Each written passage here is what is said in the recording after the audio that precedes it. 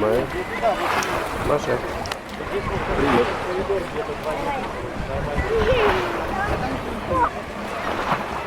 Оба.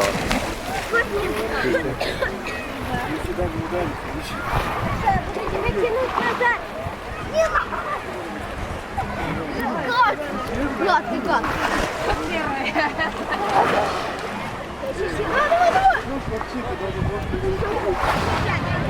Давай, давай!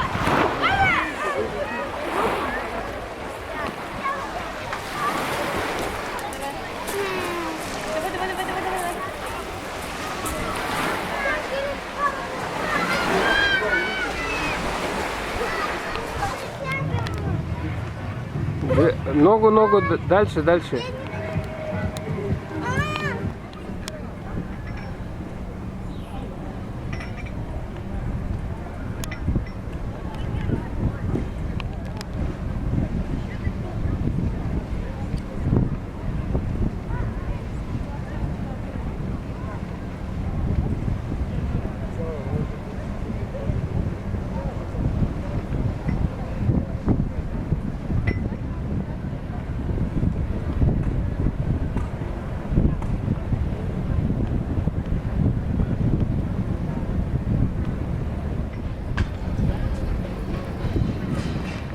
Сколько он стоит? Вадик. 150. 150. А тут они за сколько? За 300 подают? За 100. Нет, здесь. А что-то уже в целом вообще. Вот. Какая штука 300, ты не можешь купить. Сколько?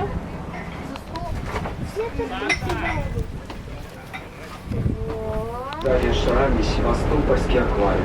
Институт биологии южных морей, созданный по инициативе известных ученых Ковалевского и Глуха Маклая. Первая биологическая станция в Севастополе и в Крыму. Ученые этого института занимаются изучением флоры и фауны южных морей. Также в аквариуме собрана замечательная коллекция различных рыб и морских животных. Сына, осторожней. Архитектурный ансамбль аквариума дополняет белоснежное здание. Ранее на этом месте находился первый яхтенный клуб тогда царской России.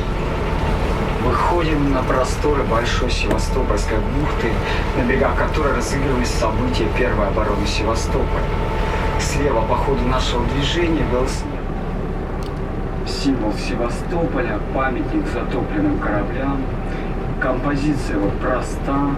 На искусственной скале Каринская колонна венчает ее двуглавый орел. В клювах он держит лавровый венок, опуская его на воду в память о затопленных кораблях.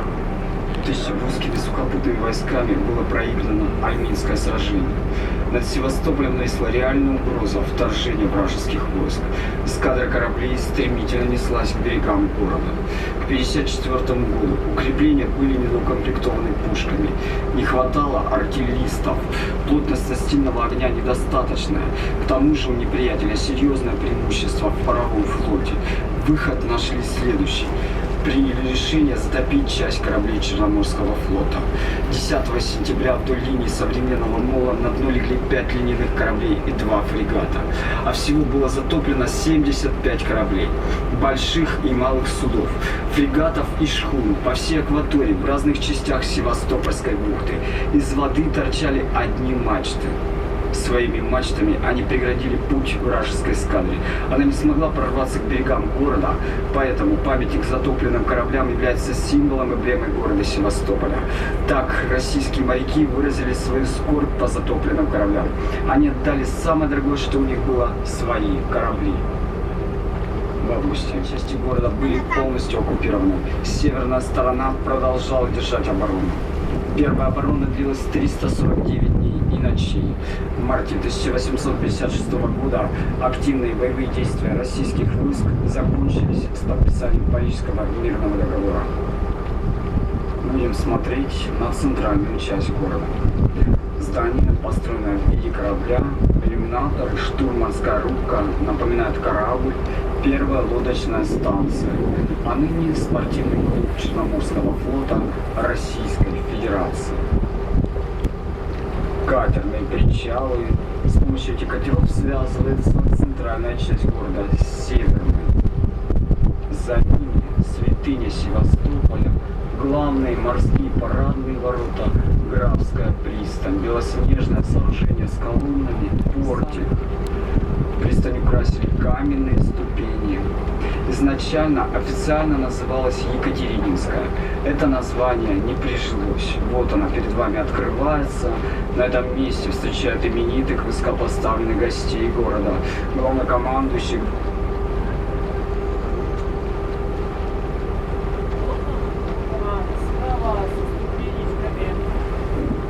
В то время командиром Севастопольской эскадры был контр-адмирал граф Марко Войнович. Каждый день наблюдал с этой пристани за своими кораблями, за маневрами, и в народе стали называть графской. Ни при царском режиме, ни при большевиках ничего не смогли сделать, так и осталось за ней название. Морской порт Севастополя со своей таможней. Наверху здание с колоннами с российским флагом, штаб российского Черноморского флота. Еще выше на городском холме купол Владимирского собора, усыпальница адмиралов. В 1851 году на месте Владимирского собора в склепе был похоронен Михаил Петрович Лазарев, неутомимый строитель Севастополя и самое большое госпитальное судно, которое было построено при Советском Союзе, ныне военный плавучий российский госпиталь. Мы с вами в бухте Южная. Свое название она получила от географического места расположения. Одна из самых удобных, безопасных бухт не только в Севастополе, но и в Европе. Какой бы ни был шторм в открытом море, в ней всегда штиль. Поэтому еще с давних времен Черноморский флот облюбовал эту бухту.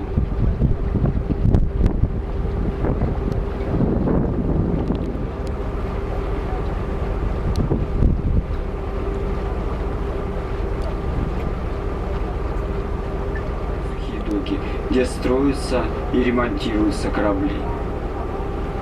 Мыс Павловский своим названием обязан линейному кораблю «Святой Павел», командиром которого был Федор Федорович Ушаков, тогда капитан первого ранга. Сначала построили казарму для экипажа корабля и пристань. Позже, перед началом Крымского, 9 авиационных бомб попало на корабль. Возник пожар, начали рваться снаряды. Моряки отчаянно боролись с огнем, но силы были неравны, и корабль в этом месте затонул. Покидаем Южную бухту, возвращаемся на просторы Большой Севастопольской, самая большая в Севастополе, протяженностью более 7 километров. Открывается северная сторона города. На северной стороне белое здание в виде пирамиды, собор Святого Николая, Свято-Никольский собор. Смотрите направо, кран, стрела-ориентир.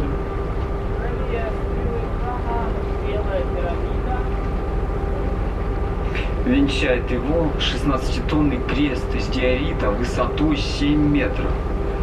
На наружных стенах храма 56 диоритовых плит, где выбиты наименования частей и количество погибших в первой и второй обороне. Проект архитектора Авдеева. За эту работу он был удостоен звания академика. Рядом кладбище. Братские могилы защитников Севастополя,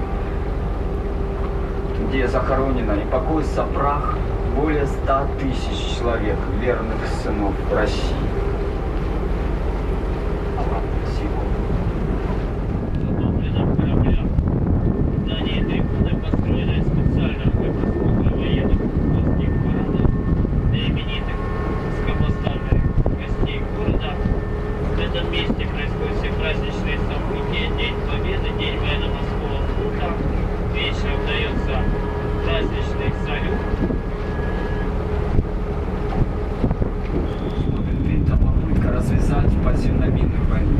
Они прокопали 1,5 километра подземных ходов под укреплениями, закладывая в них мины. Русские саперы приняли контрбой. Противовес французам прокопали 7 километров подземных. После чего всякие попытки развязать подземные мины прекратились. Долгое время на месте памяти растоптанного корабля были руины Николаевского. В начале 20 километров появляется замечательный Приморский бульвар, который стал названием